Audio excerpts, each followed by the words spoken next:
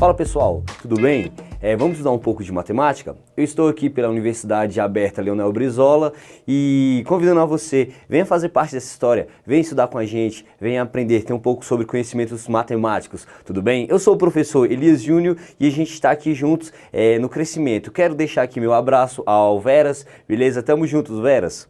E aí, a gente vai começar a nossa aula hoje estudando um pouquinho de áreas de figuras planas, ok pessoal? É um conteúdo muito tranquilo, porém bem presente em vestibulares, tudo bem? A galera aí que quer Enem, que quer vestibular da UNB ou outras categorias de vestibulares, tudo bem? Áreas planas é um conteúdo que você sempre vai encontrar. Então eu trouxe aqui alguns conceitos básicos em que você tem que ter o domínio e além disso, alguns exercícios pra gente brincar um pouquinho aí com a matemática, tudo bem? Vamos juntos então. Áreas de figuras planas, eu tenho aí as principais figuras planas. Então vamos partir da primeira aí.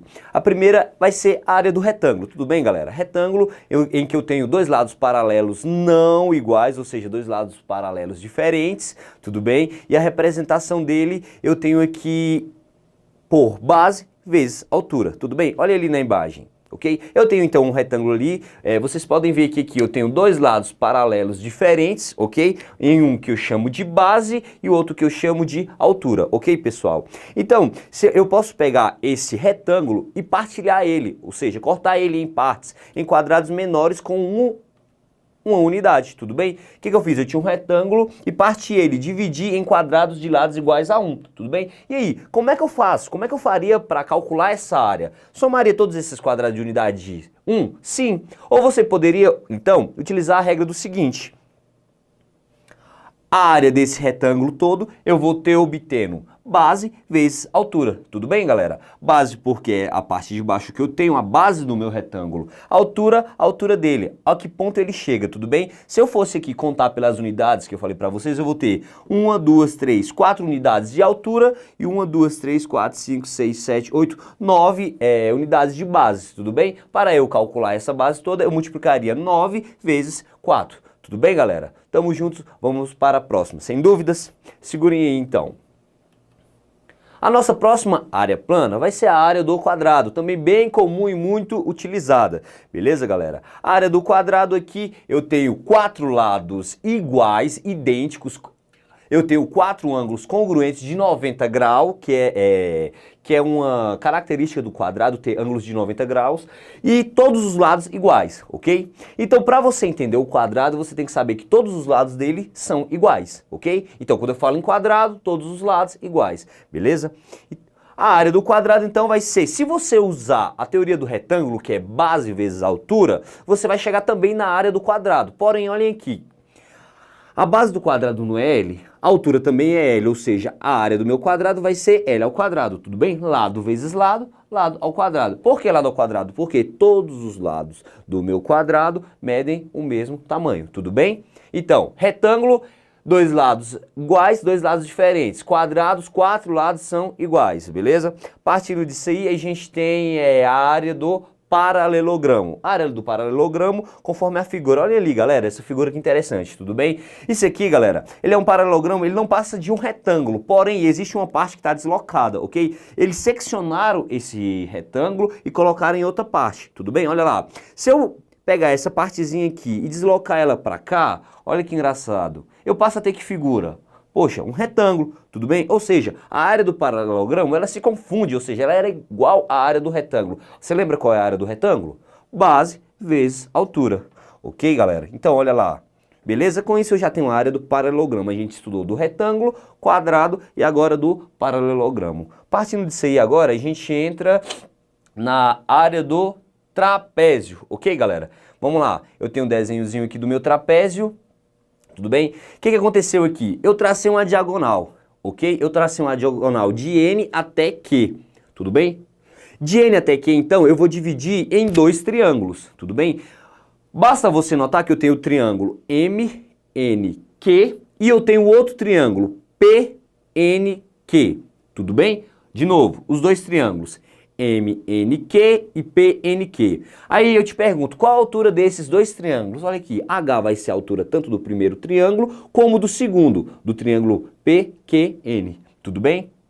Então olha lá, se eu juntar a área desse triângulo com a área desse triângulo, eu vou obter a área do trapézio. Olhem ali, galera. Então, se você prestar atenção, eu tenho aqui base vezes a altura desse primeiro triângulo dividido por 2, que é a área do meu triângulo. E também vou ter aqui base, o Bzinho menor, vezes a altura dividido por 2, porque a altura é a mesma tanto para o triângulo MNQ, quanto é a mesma para o triângulo NPQ. H vai ser a altura para os dois. Olha que engraçado. Então, se eu somar a área desses dois triângulos, eu vou obter a área do trapézio.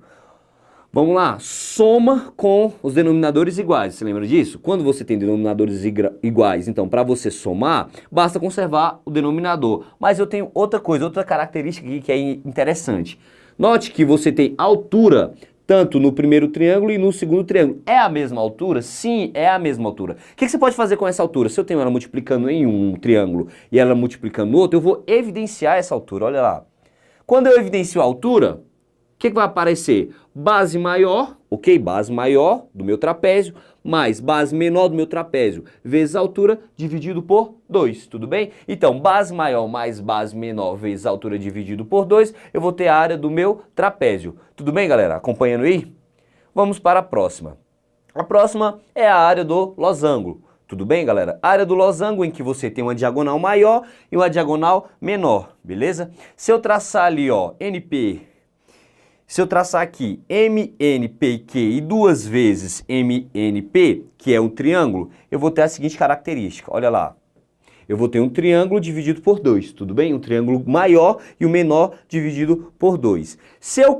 Como eu tenho aqui multiplicado por 2 e dividido por 2, porque são dois triângulos, olha lá. Eu posso cancelá-los, o que vai sobrar? A área do losango. Então vamos lá, resumir. A área do losango é o seguinte, você tem uma diagonal maior e uma diagonal menor, ok?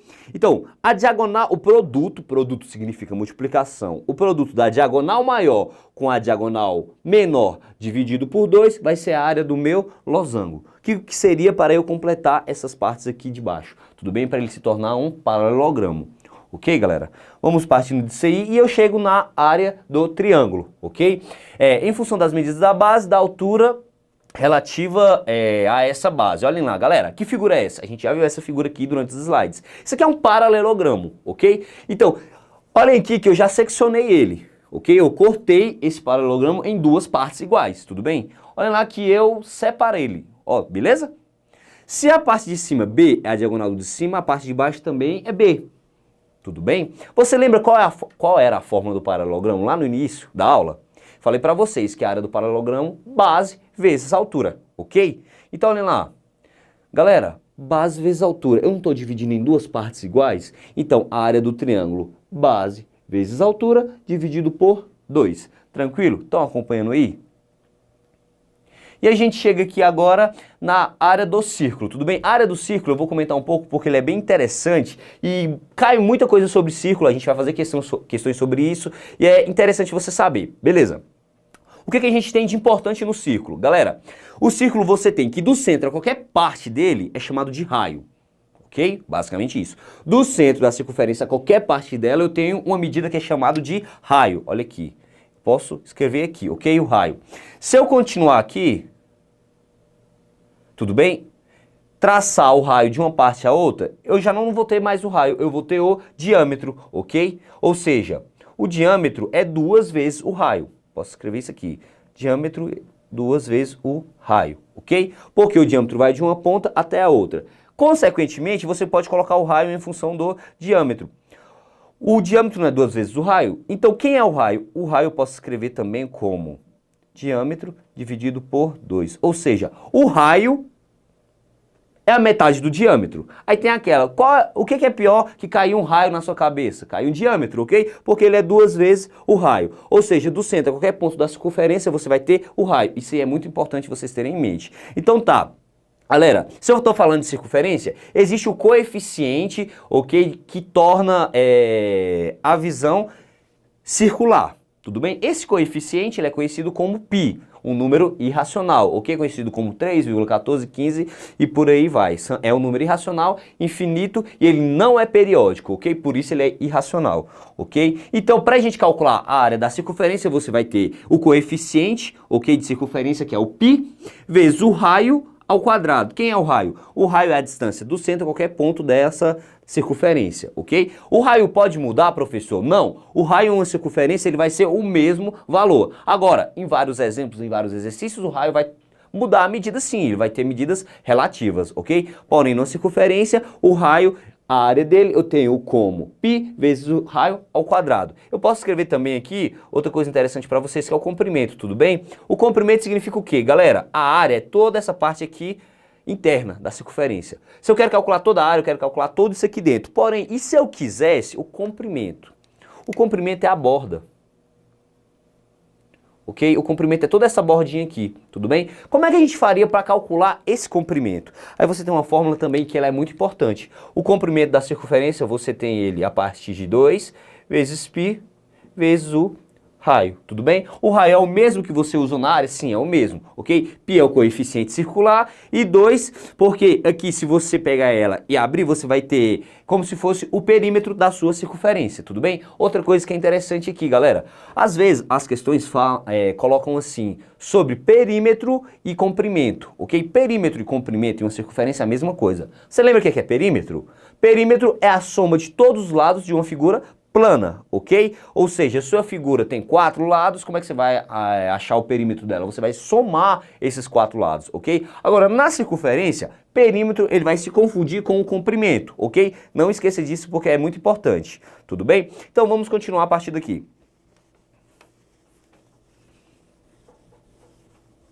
Eu tenho a área do círculo e aqui agora eu tenho um quadrado inscrito, ok?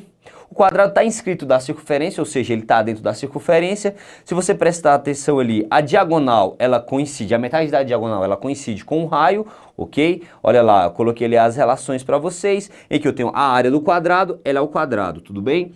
O raio dela equivale, o raio raiz de 2 sobre 2 equivale ao lado dela, e o lado do quadrado equivale ao raio raiz de 2, tudo bem? É interessante você saber disso, galera. A diagonal do quadrado, ela é tida como L raiz de 2, tudo bem? A diagonal do quadrado, L raiz de 2, tudo bem? E ela, quando você tem a metade dela, você tem o raio. Aqui ele escreveu em função do lado. O lado R raiz de 2 sobre 2. Tudo bem? Vamos agora fazer um pouco de exercício sobre isso aqui.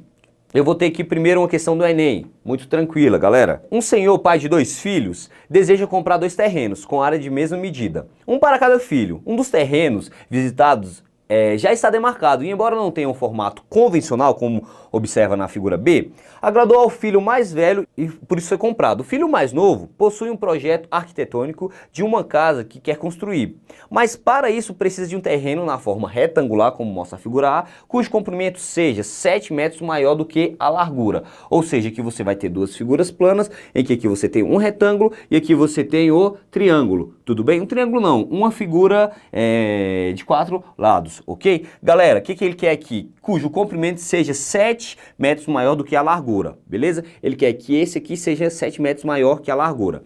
Aqui a gente tem um retângulo, base, vezes altura, e aqui a gente tem uma figura, um quadrilátero, que a gente vai descobrir como é que a gente vai calcular essas duas áreas, tudo bem? Ele quer que elas tenham a mesma área e que o comprimento seja 7 metros maior do que a largura. Então vamos lá.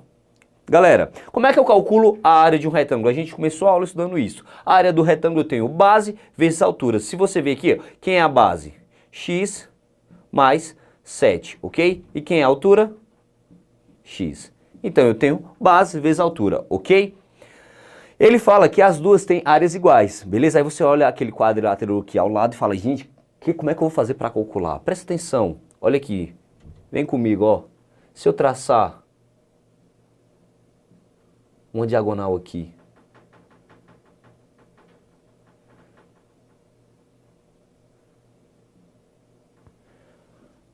você consegue enxergar 2 triângulos? Eu passo a ter 2 triângulos ali na figura, tudo bem? Então, eu quero que a área desse retângulo seja igual à área desses 2 triângulos, tudo bem? Eita, mas espera aí, como é que eu calculo a área do triângulo? A área do triângulo é base vezes altura dividido por 2?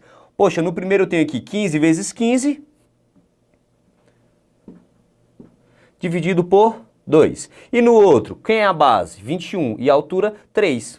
Ou seja, 21 vezes 3, tudo isso dividido por 2. Tudo bem? Então eu tenho 15 vezes 15 dividido por 2 e no outro 21 vezes 3 dividido por 2. Eu quero que essa área seja igual a x mais 7 vezes x, ok? Vamos fazer o chuveirinho aqui, ó. Eu vou ter aqui no primeiro x ao quadrado, x vezes 7, 7x, ok? Isso aqui vai ser igual 15 vezes 15. Galera, quanto que é 15 vezes 15? Ok? Você tá com dúvida? Faz isso aqui, ó. 15 vezes 15. O seguinte, pega o número todo e soma com a unidade. 15 mais 5 dá quanto? 15 mais 5 dá 20. Opa, beleza. Agora você vai multiplicar as unidades. 5 vezes 5, 25. Fica o 5 na unidade, sobra o 2, tudo bem? Soma agora. 225, ok? 15 vezes 15, 225, bem prático. Então, da primeira conta aqui eu vou ter 225 dividido por 2, mais 3 vezes 21, vai dar 63 dividido por 2. Eu te pergunto, galera, posso somar essas duas frações? Você pode. Por que que você pode? Porque os denominadores são iguais. Então vamos lá, vai ficar x ao quadrado mais 7x vai ser igual. Conserva o denominador embaixo, ok? Porque ele é comum nos dois. Vamos lá, 5 mais 3, 8. 6 mais 2, 8. Ok? 288 dividido por 2. O número é par? É. Ele é divisível por 2? É. Então você divide 288 dividido por 2, 144. X ao quadrado mais 7x mais 144. Eita, professor, caiu em equação do segundo grau. Sim, e aí, você lembra como é que se resolve equação do segundo grau? Não? Olha lá, vou colocar a fórmulazinha aqui de preto para você lembrar. Eu tenho delta, que é b ao quadrado, menos 4 vezes a vezes c. Tudo bem? Depois que você calcular o delta, você vem para o x. Menos b, mais ou menos raiz de delta, dividido tudo por 2 vezes a. Ok? Então vamos lá. Partindo aqui no canto, deltinha.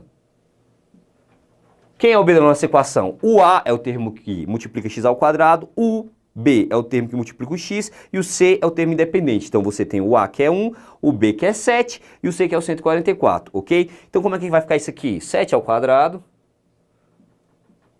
b ao quadrado, menos 4 vezes a vezes c. O c é 144, ok? Galera, presta atenção no seguinte aqui. Quando eu dividi 288 por 2, deu 144. Eu passei para o outro lado da igualdade, então o sinal que vem para cá, ele vem negativo.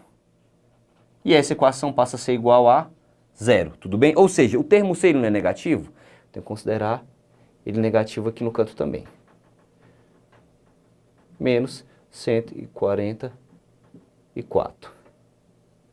Delta é igual a 7 ao quadrado, 49. Menos com menos, mais. Vamos lá, galera. 4 vezes 144. 4 vezes 4, 16. Vai 1. 4 vezes 4, 16. Mais 1, 17.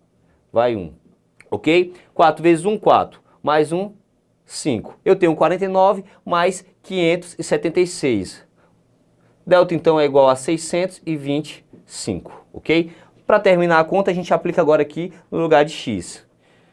X é igual a menos b, mais ou menos raiz de delta. Vamos lá, substituindo já. O b não é 7? Coloquei ele aqui. Menos b, menos 7. Mais ou menos raiz quadrada de 625, dividido por 2 vezes a. Como a é 1, eu tenho aqui 2. Então, minha primeira raiz, vamos lá. Raiz quadrada de 625, se você não sabe, 5 é final de quadrado perfeito? É. Então, a raiz dele é 25, tudo bem? Raiz quadrada de 625, 25. Galera, presta atenção no seguinte, em geometria eu sempre vou utilizar a raiz positiva, ok? Então, se você notar, se eu pegar menos 7 e menos 25, o resultado vai sair positivo? Não, vai continuar negativo. E eu quero um resultado positivo, ok? Então o que vai acontecer aqui? Eu vou pegar o sinal negativo e o sinal positivo. Menos 7, ok? Mais 25, opa, tudo isso dividido por 2. Menos 7 mais 25 aí, galera, eu vou ter 18. 18 dividido por 2, eu vou ter quanto? 9.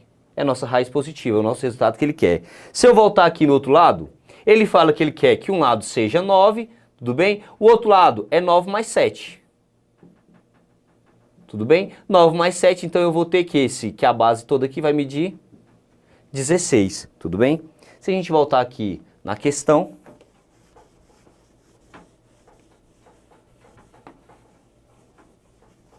um lado seno 9 e o outro 16, eu tenho a alternativa B de bola, tudo bem? Galera, ficamos por aqui, voltamos na próxima aula. Fique ligado, venha fazer parte dessa história. Um abração.